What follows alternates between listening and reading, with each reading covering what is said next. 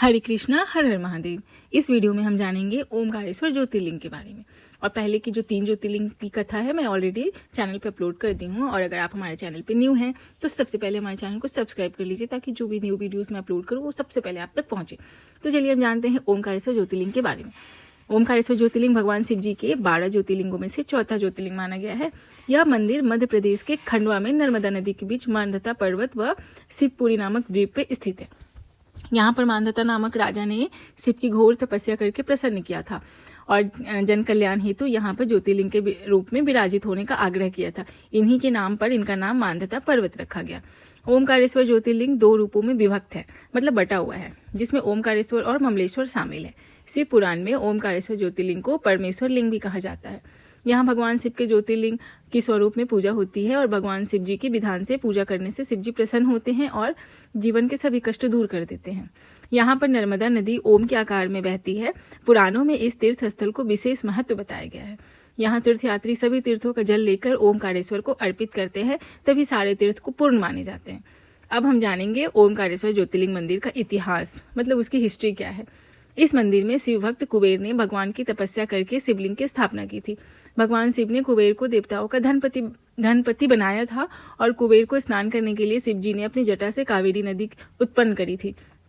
ओमकारेश्वर इस मंदिर में 38 तीर्थ है और यहाँ भगवान शिव साक्षात प्रकट हुए हैं, इसलिए इन्हें ज्योतिर्लिंग कहा जाता है। और ऐसा कहा जाता है कि यहाँ का तट ओम का आकार का है। यह ज्योतिर्लिंग पंचमुखी है और लोगों का मानना है कि भगवान शिव तीनों लोकों का भ्रमण करके यहाँ विश्राम करते हैं, इसलिए यहाँ रात्रि में भगवान शिव की शयन आरती भी की जाती है।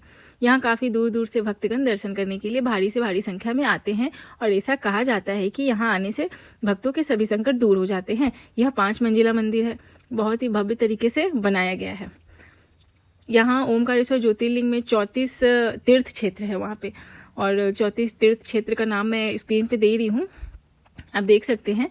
और ओमकारेश्वर ज्योतिर्लिंग की कथा इस प्रकार है। इस मंदिर में विराजमान ओमकारेश्वर ज्योतिर्लिंग पंचमुखी है।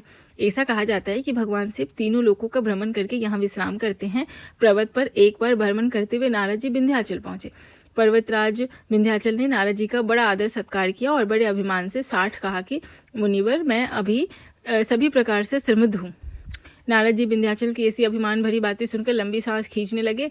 ऐसा देख विंध्याचल ने नारद जी से इसका कारण पूछते हुए कहा। पर्वत ने कहा, मुनिवर, ऐसी कौन सी कमी आपको दिखाई दे रही है जो देखकर आपने लंबी सांस खींची। पर्वतराज विंध्याचल के पूछने पर नारद जी ने कहा, तुम्हारे पास सब कुछ होते हुए भी तुम सुमेरु पर्वत से ऊंचे नहीं हो। सुमेरु पर्वत का भाग देवलोक तक जाता है और तुम्हारे शिखर का भाग वहां तक कभी नहीं पहुंच सकता। ऐसा कहकर नारद जी वहां से चले गए। नारद जी द्वारा ऐसी बातें सुनकर विंध्याचल को बहुत दुख हुआ और मन ही मन शोक करने लगा। इसके पश्चात जहां भगवान शिव साक्षात शिवलिंग के रूप में विराजमान हैं, वहां पर विंध्याचल शिवलिंग स्थापित कर भगवान शिव की आराधना करने लगा और लगातार भगवान शिव की 6 महीने तक पूजा अर्चना की। विंध्याचल के सच्ची श्रद्धा से प्रभावित होकर भगवान शिव साक्षात प्रकट हो गए और विंध्याचल को दर्शन दिए और उनसे वरदान मांगने को कहा। विंध्याचल ने कहा, हे देवों के देव महादेव महेश, यदि आप मुझ पर प्रसन्न हैं तो मुझे कार्य सिद्ध करने वाली अभिष्ट बुद्धि प्रदान करें। भगवान शिव ने विंध्य को उत्तम वर दिया। उसी समय देवगण और ऋषिगण भी वहां आए। उन्होंने भगवान शंकर की विधिवत पूजा की और स्तुति के बाद भगवान शिव से अनुरोध किया कि वे उसी स्थान पर विराजमान हो जाए। भगवान शिव ने उन सबकी बातों को स्वीकार कर लिया और वहीं पे स्थित एक ओमकार लिंग 2 स्वरूपों में विभक्त हो गया। प्रणव के अंतर्गत जो सदाशिव उत्पन्न हुए उन्हें ओमकार के नाम से जाना गया। इसके अलावा पार्थिव मूर्ति में जो ज्योति प्रतिष्ठित हुई उसे परमेश्वर लिंग के नाम से जाना गया। आपको बता दें कि इस परमेश्वर लिंग को ममलेश्वर लिंग भी कहा जाता है।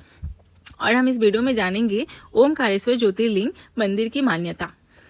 ओमकारेश्वर तीर्थ नर्मदा क्षेत्र में सर्वश्रेष्ठ माना गया है। शास्त्रों की मान्यता है कि कोई भी तीर्थयात्री चाहे कितने भी तीर्थ भ्रमण कर ले, किंतु जब तक वह ओमकारेश्वर में सभी तीर्थों का जल लाकर नहीं चढ़ाता है, उसके सारे तीर्थ अधूरे ही रहते हैं।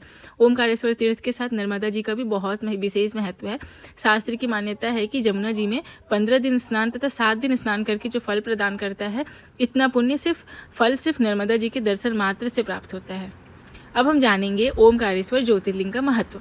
ओमकार मंदिर के भीतर अनेक मंदिर हैं। नर्मदा के दोनों दक्षिण और उत्तरी तट पर मंदिर है। अगर कोई भक्त ओमकारेश्वर क्षेत्र की तीर्थ यात्रा करता है तो उसे केवल ओमकारेश्वर ज्योतिर्लिंग के दर्शन ही नहीं, बल्कि वहां बसे अन्य 24 अवतारों के भी दर्शन करना चाहिए। ओमकारेश्वर की महिमा का उल्लेख पुराणों में, स्कंद पुराण में, शिव पुराण तथा वायु पुराण में किया जाता है। हिंदुओं में सभी तीर्थों के पश्चात ओमकारेश्वर के दर्शन व पूजन का विशेष महत्व है। तीर्थयात्री सभी तीर्थों का जल लेकर ओमकारेश्वर में अर्पित करते हैं तथा सारे तीर्थ पूर्ण माने जाते हैं। यहाँ विराजित भगवान शिव के ज्योतिर्लिंग के दर्शन मात्र से ही अनेक मनोकामना पूर्ण हो जाती है। ओमकारेश्वर धाम किसी मोक्ष धाम से कम नहीं है। ओम के आकार में बने धाम की परिक्रमा कर लेने से मोक्ष की प्राप्ति होती है। हर हर महादेव।